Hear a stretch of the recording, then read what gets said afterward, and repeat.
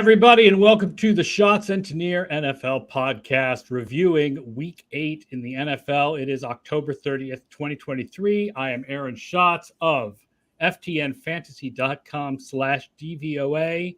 He is Mike Tanier of TheMessenger.com, and we are here to review Week 8. Don't forget, if you watch us live, which is 11 a.m. Eastern Time, Mondays and Thursdays, you can make comments and ask questions through YouTube.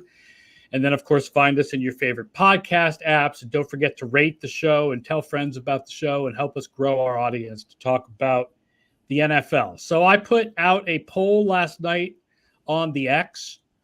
I wanted to know who should be more worried, Chiefs fans or 49ers fans. And the Chiefs fans were basically offended that I even asked the question and thought that I was trolling. Now, the results were like 85% 49ers. Right. Right, which is one thing is what were the results of the poll. But the other thing was the response of the Chiefs fans was, look at these writers. They're just trolling. It was a serious question. They both lost yesterday. Right? Serious question, guys. That's the thou doth protest too much response. How dare you suggest that we're nervous? That's what you're getting a little of there. But they also do have the 2 Super Bowls, a 3rd Super Bowl appearance in the last 5 years, with every season containing 1 or 2 of that game. Right. And that's their copium. So what is your opinion? Watching parts of yesterday at 4 p.m., who should be more worried, 49ers fans or Chiefs fans? On the one hand, the 49ers are demonstrating all these little flaws, all these little sub-optimizations. Like, they're not the number 1 defense in the NFL. Purdy is not this sort of magical unicorn. Without Debo, the skill position talent isn't this. Without Trent Williams, the offensive line isn't that. And so that says, this is a very incomplete team. Whereas the Chiefs are like, we're always the Chiefs. We've always been the Chiefs. We do stupid stuff. Sometimes we lose. That's on one side. The other side is, the NFC keeps telling us it's the 49ers, Eagles, Cowboys, maybe Lions. End of story. That's it.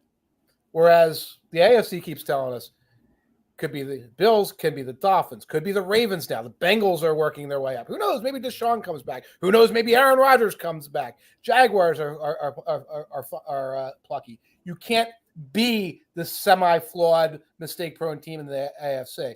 I still lean with the 49ers, but I can see how it's 2 different conversations between 2 different teams. Yeah, my first thought, thinking about the specifics of what's going wrong, my first thought was the Chiefs, because while the Chiefs do stupid stuff every so often and get too cute with the play call, the problem with the wide receivers is really a problem at this point. Like, there was a stat that someone posted with Next Gen Stats' average separation. Mm-hmm. And I realize that is not a stat that tells you everything. Right. Because different guys are running different routes and there's a different point to it. But Rashee Rice had a ton of separation and everyone else was horrible. and that doesn't even include the drops and the missed routes and the mistakes. And it can't just be Travis Kelce and nothing else. And Rashee Rice is good, but he's a rookie. And like, it's a problem. Like, who is Mahomes? He had the 4th down and he threw, and Sky Moore dropped it in the freaking end zone. And there's nothing Mahomes can do about that, right? Like, as good as Mahomes is, someone has to catch the ball.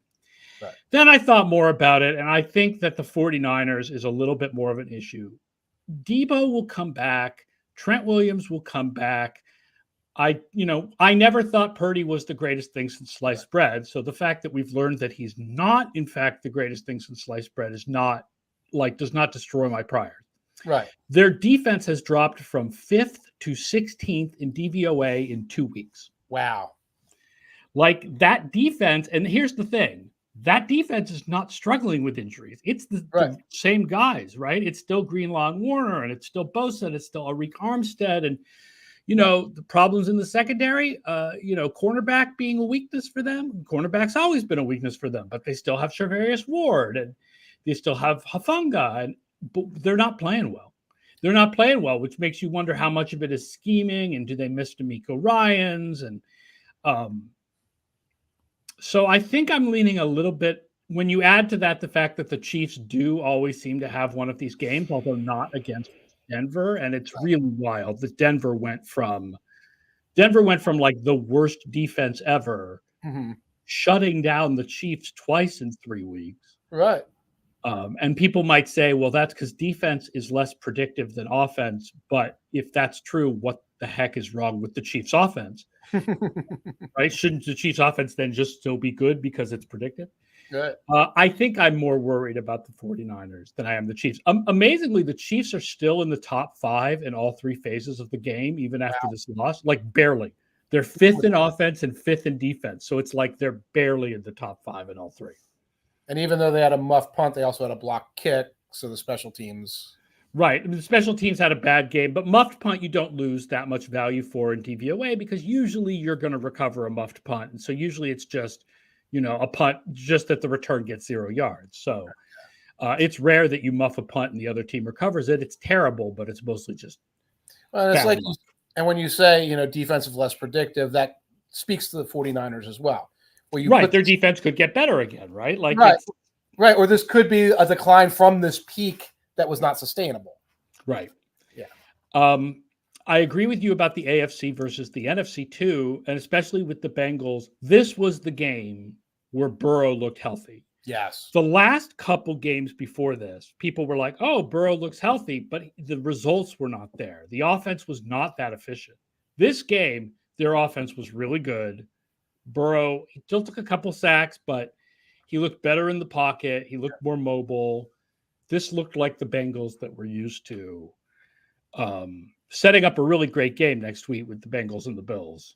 Right. I can't wait to hear the Super Bowl odds coming out of that game when you get those calculated, because it seems like Bengals Bills has to be a really important game for Super Bowl odds. Like a knockout game.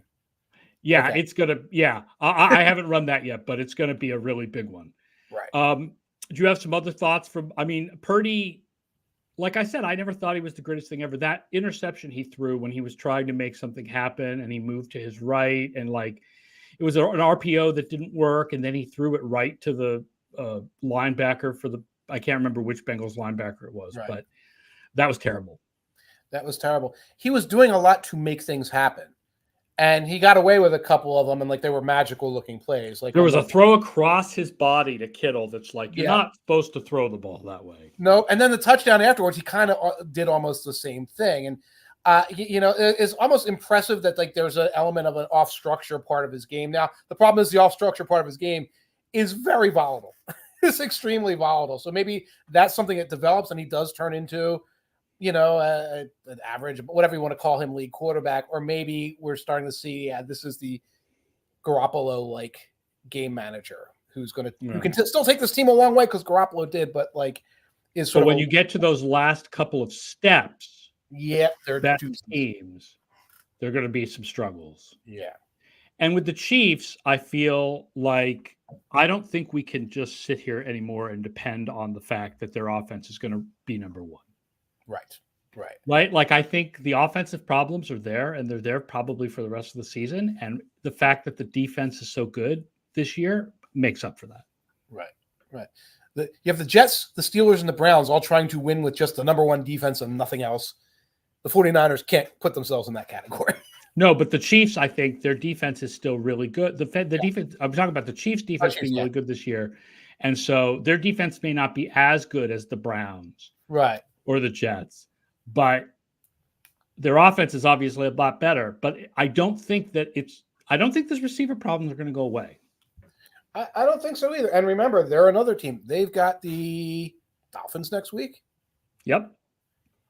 In Germany.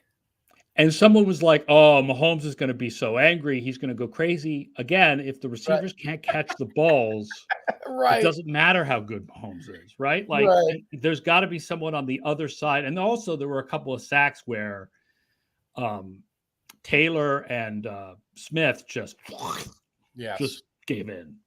Yes. Whiffle on some sacks. And the ever-present reluctance to try to establish any kind of normal running game to slow these games down. This was an example of one where it's like, hey, play a little more turtle ball and take a few less risks, and you can probably beat this opponent. And Andy doesn't think that way. All right. Next question I want to ask you about the big news. So the big injury news of the weekend is Kirk Cousins tearing his Achilles. It is apparently veteran quarterback Achilles year. Yes. But Kirk is done for the year. The Vikings last week in the playoff odds, if they beat the Packers, were 51% to make the playoffs. Now that I've adjusted their rating for backup quarterbacks, I have them as 27% to make the playoffs. Right. So that's a big drop based just on quarterback value. And that's just an estimate, right? I don't know for sure. But obviously, at this point, they have a couple of options. They can try this rookie. Yeah. And they can go back to Nick Mullins in 1 week when Nick Mullins comes off IR. They can trade away guys and just be like, I guess this isn't our year, even though they've climbed up to 4-4, they can be active at the trade deadline, or they can go out and try to get a veteran. Ryan Tannehill. Well, the name. Okay, I think Mike Florio was floating every single veteran quarterback yesterday. The funniest was they should call Tom Brady. No, I don't think so. I don't think Brady's coming back. Thank you for please. Like every time someone's gotten injured this year, Florio's like Brady. The idea of calling about Kyler Murray is not crazy. It is. No, it is. He's healthy now. And Arizona, I don't think really wants to play him. But what are you going to give up for Kyler Murray? Arizona should not part with Kyler Murray without 2 first-round draft picks. That's the problem is what are you going to give up for him and how fast can he learn an offense? Right. And like the Kevin Stefanski rollout bootleg offense here, which is not anything like what he did at Cliff Kingsbury. I'm sorry, Mike Florio should change his name to Mike SEO because all he's doing is putting names out there to try and get. Well, I don't think there's a lot of SEO on the Colt McCoy. Right, yeah. That was his third tweet was that they should call Colt McCoy. When in trouble, you call CW. Where is Carson Wentz in all this? Useful title says, would Minnesota want to pay Kyler Murray? Right. Well, I mean, that's the thing is Kirk Cousins is a free agent. If you trade for Kyler Murray is not just your quarterback for the rest of this year. Kyler Murray is your quarterback for the next couple of years. Yes. And you are pretty cap strapped team. I think that's wearing out now. But like I looked at the Vikings entering this year, assumed they were going to go about 6-11 and said, Kwesi is doing everything to just quietly rebuild without making some big announcement out of it. Like goodbye Thielen, goodbye Dalvin Cook, goodbye Za'Darius, some of these other dudes, and then extending or just kind of letting the contracts run out. That's still where we're at. Cousins' contract runs out. And if they didn't have this blip the last couple of weeks, we'd be like, oh, you know what? They're 2-5 and they're ready to rebuild. I think they're still there. And I think so too. And I don't think they have a lot of guys that they can say, oh, look at this contract. We can trade this right now and get top value. Danielle Hunter, they kind of like set his contract up. So it's like, this is your last year in Minnesota. You get free agency. Usually when you like restructure a contract like that, you don't trade the guy. I don't think it's impossible, but you don't say, hey, thanks for shortening the contract and reworking it and everything. Your reward is we're going to make you move halfway through the year. I don't think that's how they're operating. Rob Hood says Kyler and Arizona's second first-round pick for Justin Jefferson. Start there. No disrespect to Justin Jefferson, who's a fantastic receiver, but that's not how quarterback trades work. It works the other way. It works like Justin Jefferson and a first for Kyler. Right, and then it's the gift of the Magi where, welcome, Kyler. The wide receiver you would be counting on as one of your building blocks for the future is gone. Which is the problem they're having in Carolina, yeah. Right. And hey, Joshua Dobbs, here's Justin, or I guess whoever they draft next year, but Justin Jefferson will be thrilled to discover that's the circumstance he's in now. So we're both of the feeling that chasing after the playoffs by trying to get a veteran quarterback doesn't make sense. They might as well just try this rookie and be like, well, at least then publicly Kwesi can be like, I guess Kirk got hurt. We're got to rebuild. Exactly. And everybody can save their job even if things collapse. And what are we, 32 hours from the trade deadline? You know, quarterback trades take a while. Yeah. Yeah. Pick up the phone right now, cold, and call Vrabel and the GM, I forget his name, in Tennessee, like, hey, Ryan Tannehill, and they're just getting used to the fact that Will Levis had a good game. Like, they're not ready to build all the way to, oh, yes, we can assemble a package that will meet your needs, certainly. I'm going to stick in the NFC North and talk about my biggest surprise of the week. And this is not a surprise based on a comparison. This is not a surprise based on like how things have been going this season. This is a surprise based on what I thought was going to happen before the season. Mm-hmm. The Packers are horrible. Yes.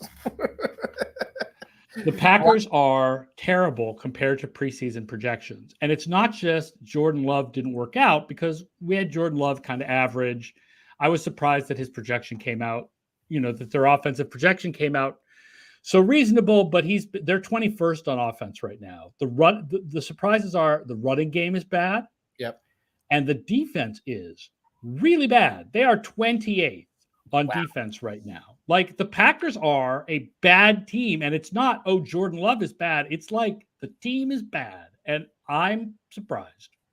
Bakhtiari getting hurt, the left side of the offensive line getting hurt, Alexander getting hurt in the secondary. Those are like a lot of contributing factors. The team that didn't have a lot of veterans. You take the reliable veterans off the team, and it's a bunch of rookies and second-year guys. It is a ton of them. And I don't know how much of that you watched, but it was challenging to watch, especially this week. Their offense, I know we're talking about the defense more, their offense starts every game with like 4 or 5 3-and-outs. Yeah, there's a lot of like it's coming on and like they fall behind and then they kind of come on in the second half. Right. That was the way it was this week. Right. And like to come on as, you completed a couple bombs, or you get a pass interference and you get down there. My buddy had the game at 40 with the over, and the entire fourth quarter was the Packers driving down, not being able to kick a field goal because of the score, and like, not being able to get the touchdown either, and like staying right below the over in the game. But they're a young team, and I'd like to think, well, there's like the nucleus there of something, but they've got to start accomplishing something. What is your surprise of the week? You put it on the thing. It's Will Levis. Yeah, you were not a Will Levis believer. I was not a Will Levis believer, and Will Levis had a very interesting first game where he was not efficient from a success rate perspective, but he had a few deep shots that really showed off his arm. It shows off his arm, shows off the keep it simple, stupid method of, hey, we have DeAndre Hopkins. Let's throw bombs at DeAndre Hopkins. We have Derrick Henry. Let's hand off to Derrick Henry. Let's see if the most primitive execution-based offense can win. Perfect for facing Arthur Smith and his tight end pass to tight end strategies. But I remain a Levis skeptic. I have not drank the Starbucks in Hellman's. I am not going overboard with this, but a 4-touchdown debut is an impressive debut. He's going to get another start on Thursday night. He earned that other start, and we're going to see what happens moving forward. Yeah, I mean, I think it's pretty clear Malik Willis is not. Oh, gosh. It's a shame. It's not the guy, even though he looked better in the preseason than he did last year or whatever. It's like, look, they need to figure out what Levis is going to be, and then they have to decide, do they stick with Levis or do they go back to Tannehill? And I just want to say, in the Scott Fishbowl fantasy, I have both Levis and Hopkins, and I had them both on my bench this week. Because Will Levis, first start in the NFL. Like, what, were you going to play him? Come on now. Right, and Hopkins, when he's got this, not just a rookie, but a platoon, because they were supposedly platooning. Malik Willis fumbled on like the third snap. Yeah, that was the end of that platoon. Yeah. Right, because Malik Willis, breaking news, fumbled again. So that was the end of that. But yeah, no, I see it. It's just heartbreaking when you're watching the highlights, and every other highlight is Hopkins catching a 60-yard touchdown pass. What was your I was right moment of the week? I just hate the manufacture of quarterback controversies, where we just sort of have one to have one. And one of them, I think, was Tyler Badgett versus Justin Fields, and seeing him go out there last night and, just do nothing was not unexpected. The New York Giants one, where Tyrod Taylor was being talked up as the Daniel Jones alternative, was gobsmacking. This is a guy that, they scored 9 points in a game. They scored 13 points in a game. And just out of the need to sort of talk, they say, well, Tyrod Taylor's earned this opportunity. Daniel Jones, he hasn't gotten it done, which he hasn't, but 12.5 points a game. Now, of course, Taylor got hurt, but overall, -7 passing yards net, or -9, I forget, by Yeah, the negative Giants. 9. -9 by the Giants. I think Taylor threw for 7 yards and had sacks, and then Danny DeVito came in and went 0 for 4. Went 0 for 4. Right. I'm going to say, first of all, Collinsworth's love for the Bajent story was a little weird last night. It wasn't just me. No, it wasn't just you. We all heard it. Like, we were all like, he's not playing well. And the other is, Useful Title asks if it's Tommy DeVito season now. Doesn't Tommy DeVito sound like a character in a movie where they pick some guy out of the stands? He has to play quarterback. It's like, Tommy, such a Jersey boy. We need you. So we're in a bar in Jersey, right? And Tommy DeVito scores the touchdown. And a bunch of guys start going, yeah, Tommy DeVito, bada bing, gabagool. And we all start doing this Jersey stereotype accent to each other in a bar in Jersey. And the worst thing is, it wasn't even a good accent. But yeah, bada bing, yeah, you show him, Tony. I keep saying Liberty DeVito, who was Billy Joel's drummer. Yes. Useful Title also says it was a Madden auto-generated name. Yes. He's not, by the way. Daniel Jones is apparently coming back next week. Yes. So he's not. My priors were confirmed as also the Giants, that the Giants suck. That Tyrod Taylor was not going to save the show. They moved to last place this week. They're last place again. They're last place in offense. Their offense is not good. Thomas, I think, is back now, but it's still a problem. The offensive line is a problem, and there's no good, really great receivers, and the quarterback situation sucks, and everything kind of sucks. Yeah, but you know what? They still have Saquon. Well, what-de-do? Yeah. It's all about Saquon. Reverse post-game win expectancy games. There were none this week. Really? Every team that DVOA thinks should have won. What did I think was going to be one? There were two that were close. One was Seattle-Cleveland. All right. And the other one was Carolina-Houston. Okay. And those scores were very close, right? I mean, Cleveland had a lead, and then P.J. Walker threw an interception with about 2 minutes left. Right. And Seattle came back and won the game. Heartbreaker for Cleveland. And the same thing, right? Carolina, Houston had the lead, and then Carolina came back, and they kicked a field goal with no time remaining, and Carolina got its first win of the season. And I believe, as Chris Berman would say, off the schneid. We're showing our age. Carolina is off the schneid. Off the schneid, yeah. And Houston, they're not going to make the playoffs. No, I mean, they're probably better off lingering in this just under 500 development phase than being this team that everybody's talking about. Let them grow, let them bake a little bit, rather than being like, oh, CJ Stroud threw 174 passes without an interception. Let the young man develop. Let both those young men develop. All right, I'm going to count up the top 10 in DVOA. Number 10 is Seattle. All right. Number 9 is where we're going to have a discussion about the difference between your opinions and the numbers. If this is the Eagles, I'm going to throw shit. It's the Philadelphia Eagles. I agree, by the way, that this is too low. Like, I don't think you posted on Threads that your back of the envelope power rankings had the Eagles number 1, and they do have the best record in the league. I don't think I'd put them number 1, but I feel like number 9 is absurdly low. But the fact is, they've had a lot of close victories against bad teams. And then they had that good game against Miami. Right. And when the Bills get all this credit for, look how hard they stomped on all of these. Right. The Eagles don't really have stomping wins. They have a nice, healthy win over Miami and a couple others that are nice and healthy. And then a lot of really close wins over bad teams. And so the numbers are like really iffy on them. In fact, they're only 18th in defense, although a lot of that is run defense. Like, their pass defense has been, I think, really good. Their run no, it's the opposite. The run defense has been really good. The pass defense has been awful. Yeah, the pass defense is poorest when it doesn't get a sack. Yeah. And you really saw that. Like, they couldn't get to Sam Howell.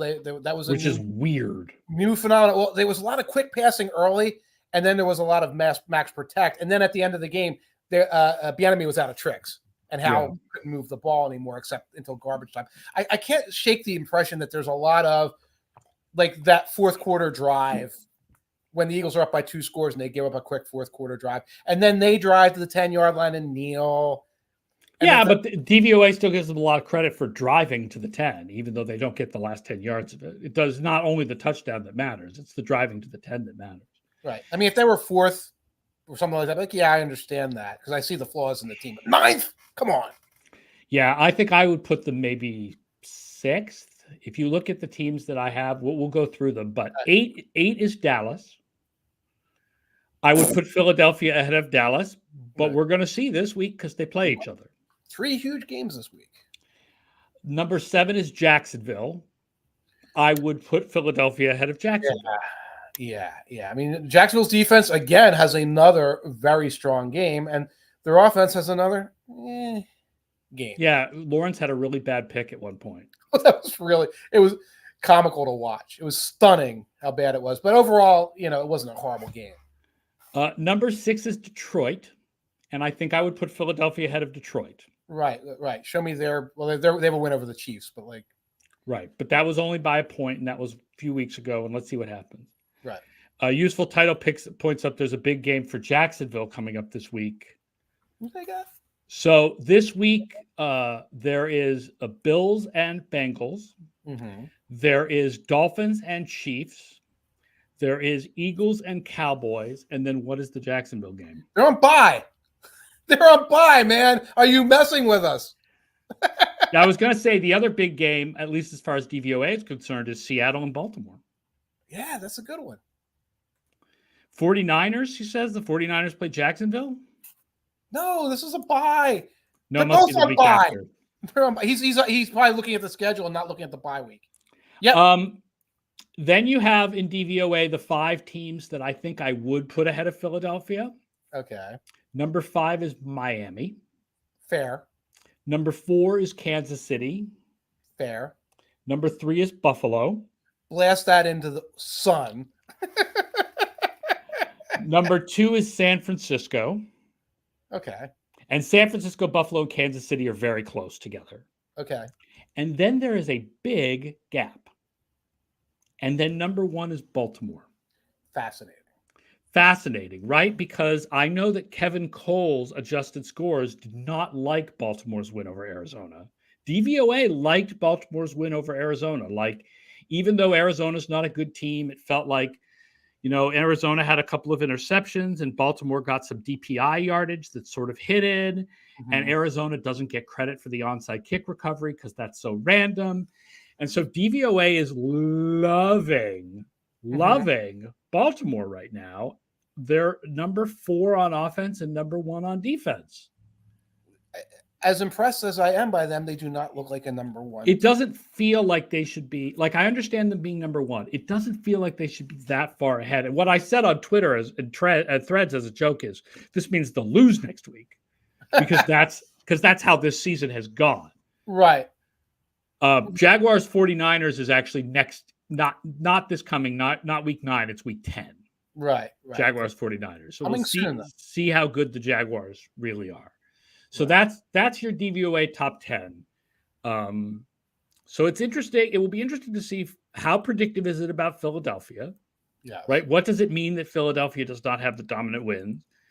And what does it mean that Baltimore had that ridiculously dominant win over Detroit? That's what a lot of this is that win over Detroit was so good because Detroit is a top 10 team and they clobbered them and there was no garbage time in that. That was also like 38 points in the first 3 quarters and then they shut it down. It wasn't like the Miami-Denver game where Miami was scoring tons of points in the fourth quarter when the game was already decided. Right. Andrew Daly points out that the Ravens have the best expected win-loss on Pro Football Reference. I don't know if that's Pythagorean based on points scored and allowed or whether that's simple rating system, but I think they might have the best point differential in the league right now. So that might be a Pythagorean thing.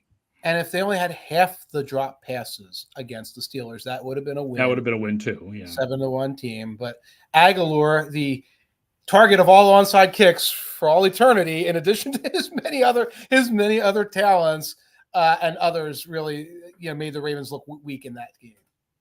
All right, we're not going to, I think, do a lot of previewing of Monday Night Football. Do you have feelings about Raiders at Lions? I am so far behind. I don't know who's quarterbacking the Raiders this week. I believe it is Jimmy Garoppolo. I believe Mr. Garoppolo will be back.